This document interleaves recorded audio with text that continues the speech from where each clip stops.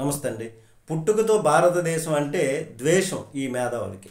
China అంటే ప్రేమ, ఉత్తర Korea అంటే ప్రేమ, Russia అంటే ప్రేమ. ఇలా ప్రేమించేటటువంటి మేధావులు కొత్తగా ఒక సిద్ధాంతాన్ని తెరపైకి, ఒక చర్చని తీసుకొచ్చారు తెరపైకి.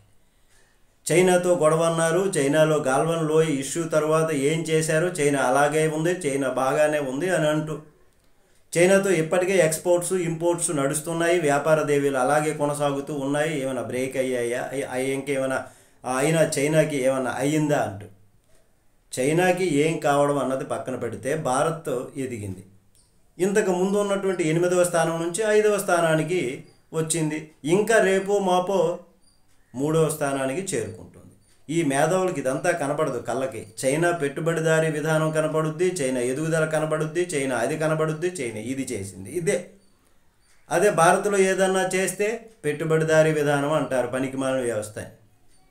మరి కొత్తగా వాళ్ళు తీసుకొచ్చేది ఏంటంటే భారత్ పాకిస్తాన్ల మధ్య కూడా ఏం కాదు, అలానే వ్యాపార లావాదేవీలు జరుగుతాయి, ఇంకేమైపోదు అనేటటువంటి విధంగా.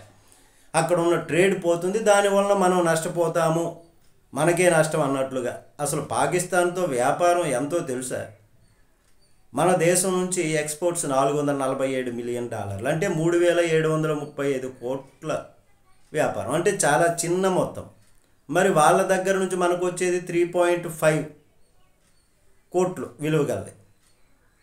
అయితే మహా అయితే 4.2 మిలియన్లు పాకిస్తాన్ నుంచి మనం దిగుమతి చేసుకునేది అతి తక్కువ. మనం ఎగుమతి చేసేది ఎక్కువ.